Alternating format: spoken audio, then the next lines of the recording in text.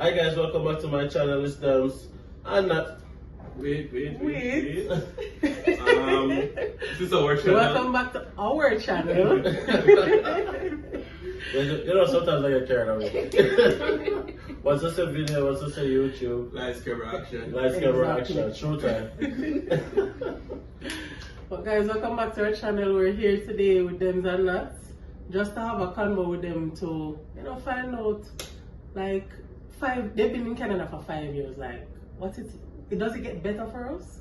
Better in what sense? In the sense that, when you feel stressed right now, like you want to go back to Jamaica better? Or I tell you, say, I'm only just 5 seconds away from opening up my laptop and just look for plane prices.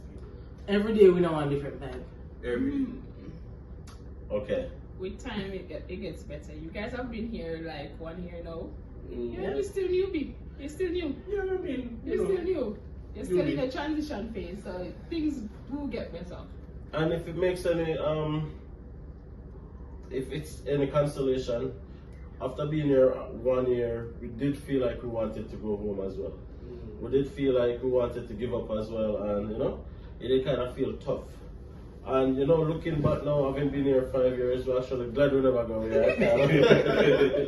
But like we're here, and it does get better after 5 years. I call it the transitional phase, the dry season, because remember now, you guys are still fairly new. Having been here 5 years, we're happy that we didn't go back home, because it does get better. Why? Absolutely. There are just days when you just feel like this is just it. Like this is my breaking point. We just can't do anymore. I realized that last year, like, when we just got here, the first few weeks was just magical. Wow. And then like, oh my gosh, this is what it is, and then everything like that. And then it's like a switch, flip, and you're like, what is happening here? Yeah. Right? Reality seeping. Yeah, basically. And I mean, there's going to be ups and downs in life, regardless of everything, right? Not everything is going to go according to plan, and then something you have to pivot and everything. But the early phase is really the honeymoon phase. Like, you're still excited about getting approved. Like, that approval still fresh, and there's about me there. So it's still fresh, and you're just like gratefulness is just in abundance, and you're just like nothing bothers you. It's like you're so happy and Top of the world. Top of the world, right? Listen, I remember taking a bus, like the first time I took bus in my entire life, I was like, when you were taking bus in Canada. Listen, when I think so, we never take a bus in our life. The way we're just happy. Yeah, but it's the honeymoon phase. But then that phase turned into reality. When you realize, so the rent have to pay, the power bill, the grocery have to buy. You realize that the school fee have to pay. You realize, jobs are hard to get in different parts depending on where you are. And then, it's not really the honeymoon phase anymore. And then that stress is what now causes you to question if it makes sense or not. Exactly. Right? Because remember, you give up your comfort zone Yeah, that's true. to start over. So it's natural to feel a bit Overwhelmed. yeah, that's the word, overwhelmed. But in our simple opinion is, you are not the only ones who go through this. Everybody who come to a new country go through this, because you're starting over from scratch. You're starting over from zero, right? A lot of persons give up driving, come taking the bus. Taking the bus for months after driving for years in their own country. A lot of persons have them businesses, come and have to be starting taking instruction from different people. A lot of people, used to a certain standard of life to come to give up. So mentally, it's very frustrating. I totally agree. And it's just all of the added pressures. Sometimes it's just like, some days are perfect, because even now, some days are perfect and smooth and everything is okay. But then you see the bad days, it's like they linger. So that's the lyrical income in. But what happened inside the core, we are going through the same type of And days. you understand me? Yeah. No, but also, I mean, in marriage and in a relationship and everything. I know I think nobody's going to be 100% every day. Sometimes people are going to be 70, some 30, and balance out each everything like that. Right? Like for example, like in the works piece, like how we even navigate such environments. Yo, that's a good question. You want to tackle one of this? No, you go first. So here I go. And I speak about this a lot on our channel as well, and it's really the unlearning and relearning. Now, unlearning in the sense that we would have been accustomed to a certain culture, especially in the workplace, and we come to a new country and we're almost like expectant of that same culture, and then when the reality is that it's totally different, that is when the shock comes in. So we have to be willing oftentimes to unlearn what we have known all our lives pretty much, and then now start to relearn this culture for what it is. And then once you know it for what it is, then you start make adjustment to navigate whatever challenges this culture comes with, right? Now, depending on where you are in Canada, you might face some form of discrimination, some form of prejudice, some form of, different challenges.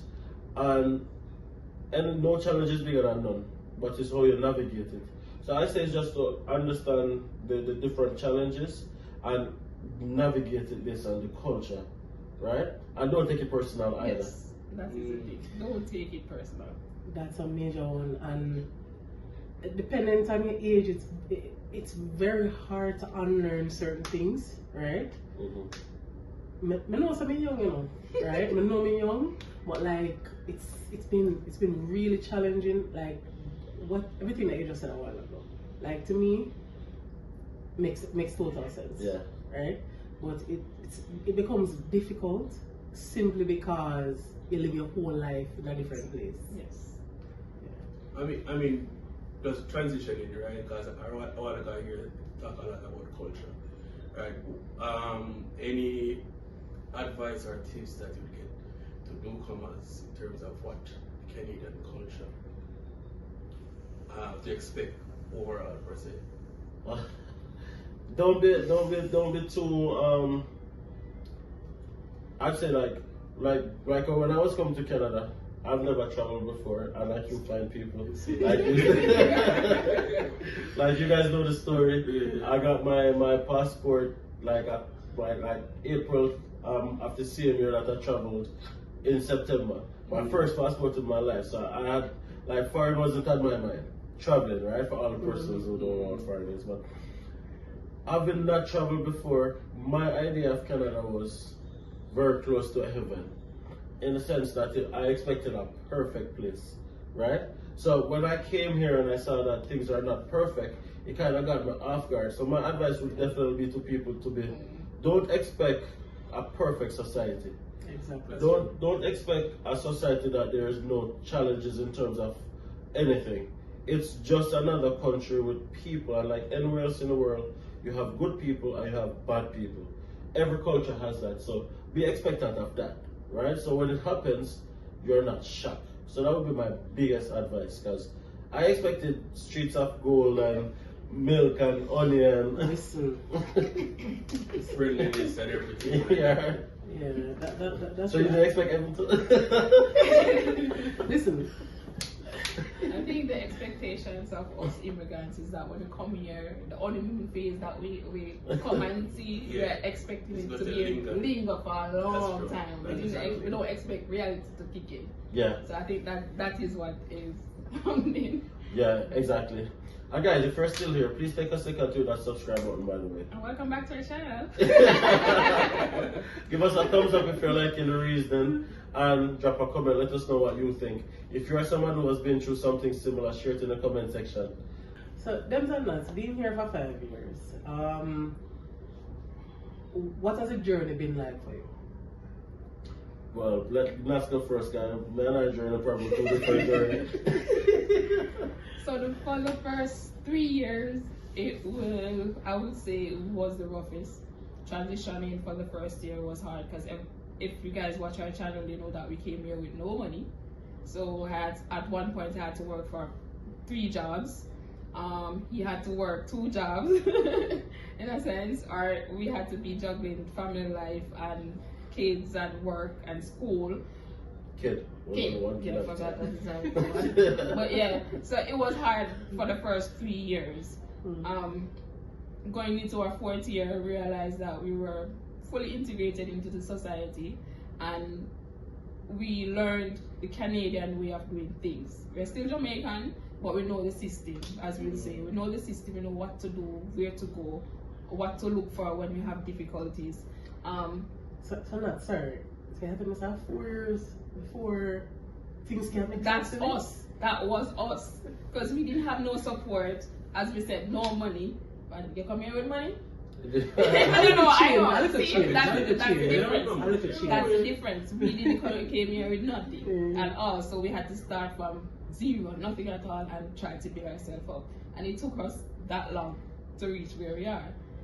And just to jump in right there, so as Nat said, it took us roughly like 3 years to get everything on track, but you have to put it into context as well. Like when we landed in Canada September of 2019, COVID in December of 2019. That's true. So we pretty much had to navigate that as well, so that kind of caused things to stagger a little bit as well, right?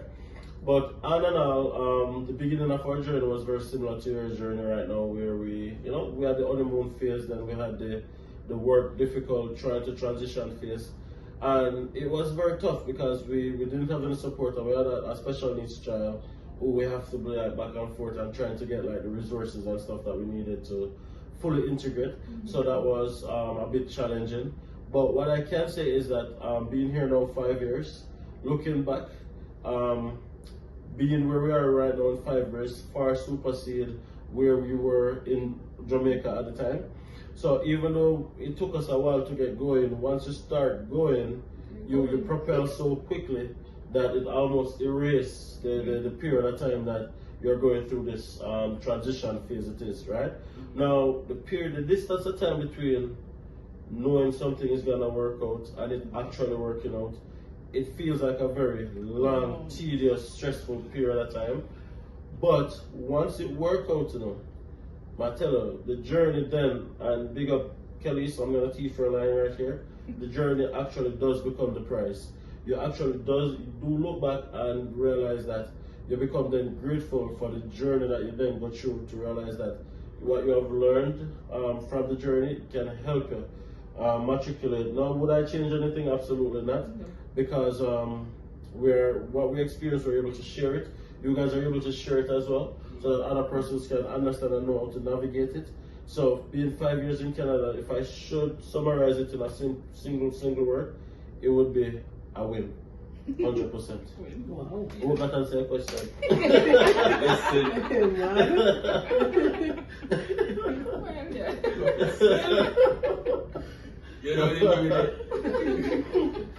No, like very, very encouraging words. And thanks for that. It's a case where, as I said, it probably does get better, but I mean, when you're going through it, it doesn't feel that way, people.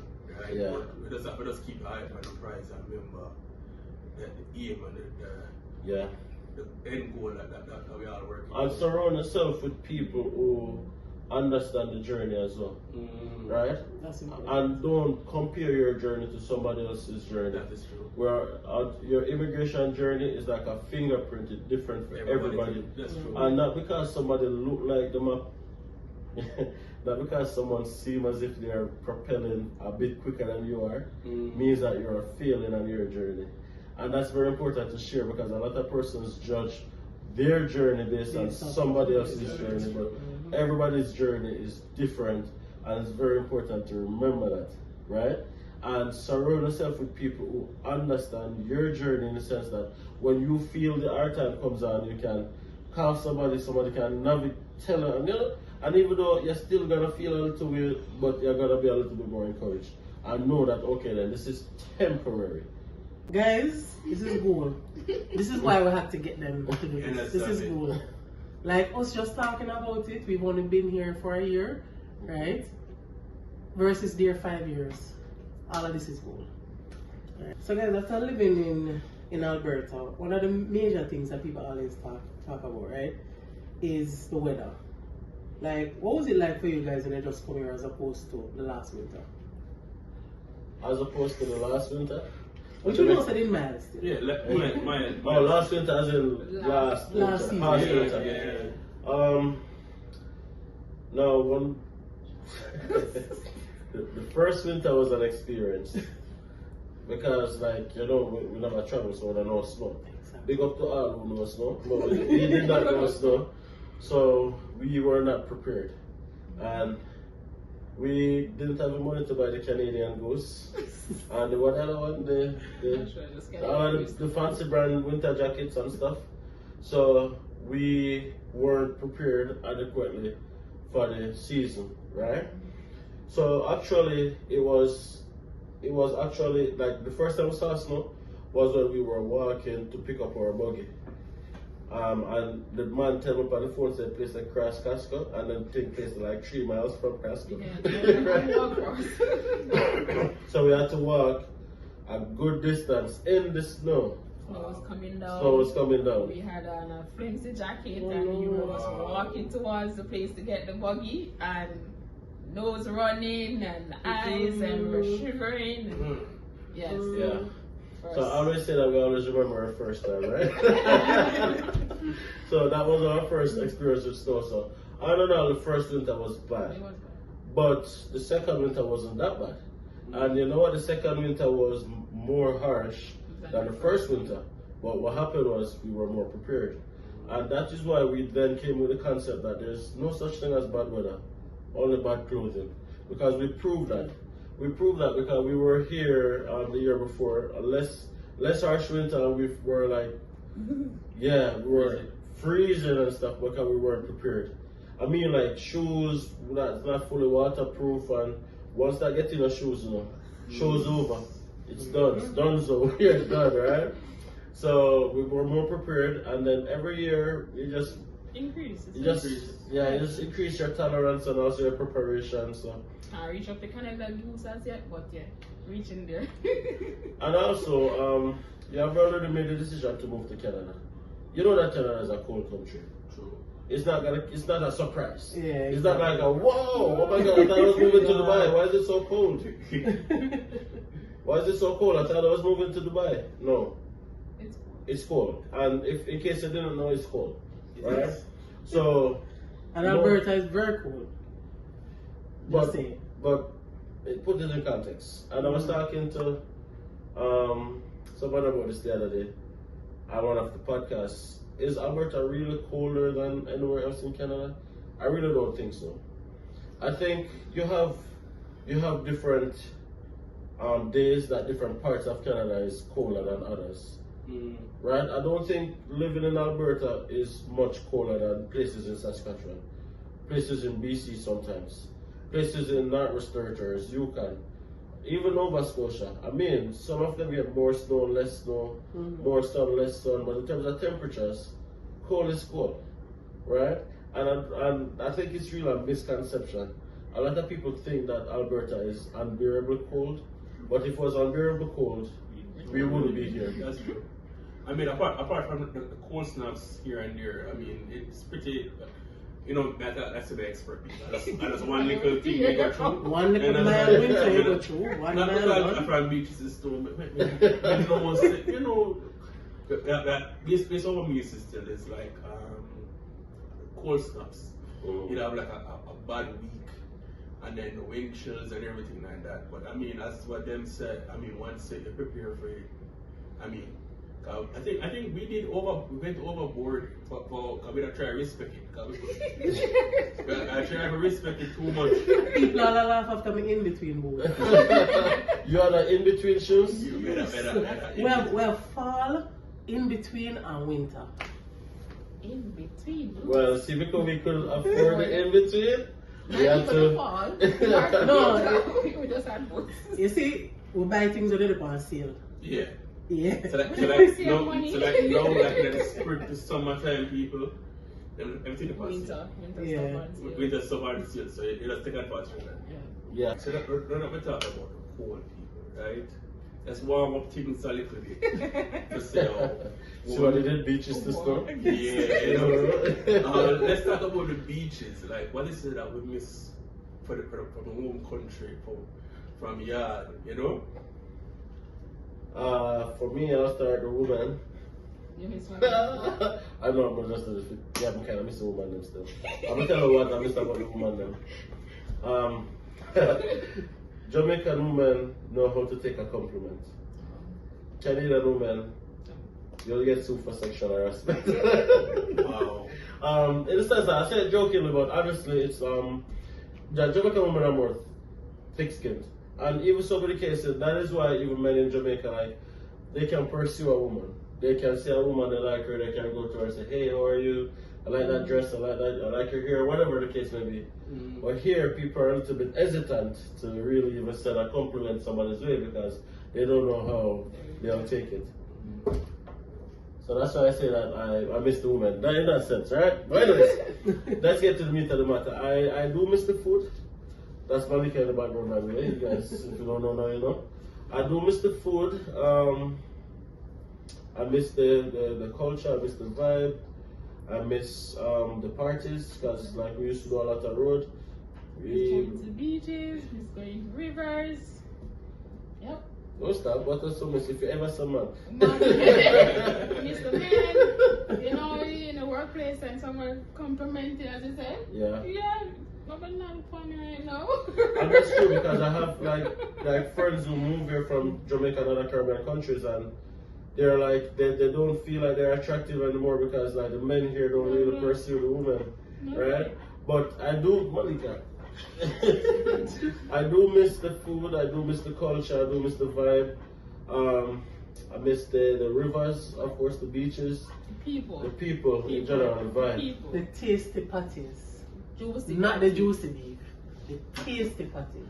Right? And massive. We just agree with that. Roll out. The thing is, taste is for me the best party in Jamaica, but juicy beef is a close second. Okay, Malika.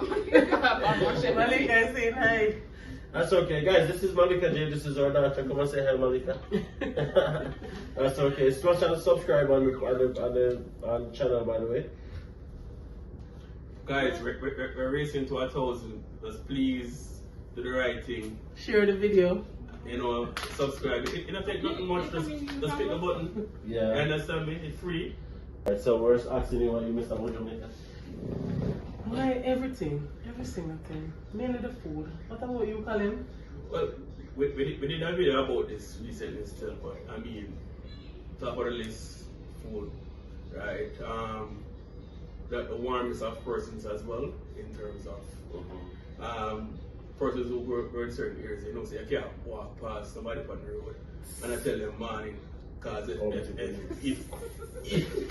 if you ever go back home and go tell your parents, you know, call to them, you know, that already, you understand me? The beaches, the river, you know, just life. 5:30 sunsets, people. Yeah. I mean, the 10:30 thing good and bad for certain I love days. the 10:30 sunset. I love the Love 10:30 it? sunset. Yeah, I love it. No, listen. Everybody love it but Colin. No, sometimes it's good, and sometimes you just want to like have a rough day, you just want to go sleep. But that's why every 3:30 sunset. And with that one, them 3:30 thing. But you know, again, you know, this is new me, and these are very seasoned persons.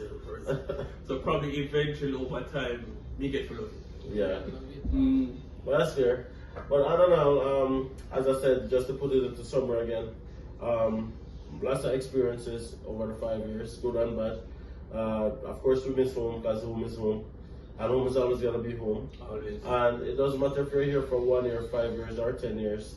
You're still going to feel like you're constantly transitioning because you feel like sometimes you feel like an outsider trying to be accepted into a new society. So that doesn't really go away. But what does happen is that the longer you're here, the more established you become. The more seamless things become as you learn to navigate the new system and stuff like that. But from Beaches to Snow, from the Andersons, we just want to say congrats on the journey so far. You guys have definitely been making progress, even though it feels like you're not making progress. But you know what? Slow progress is better than what? No progress. And most importantly, like I was saying to you today, Renee, that I'm proud of you just driving and navigating and you're not doing your thing, because I remember when you were fearful and scared and stuff like that, and that's growth. And as I said, you have to take the wins where they come, right? You have to just take the wins when they come. Things are not going to always be perfect, but you guys are doing a good job, so just keep doing it and just don't make nothing bad on them. Just keep going through it. And if you guys are still here, of course, let's get them to 1,000 subscribers. I mean, let's get them to 1,000 subscribers. It's easy. That little button right down below, click on that button, give it a visit, a thumbs up. When you do a thumbs up on the videos, it causes YouTube to push it out a bit further. So just keep doing what you can do, alright? Really support them. And thank you guys for watching.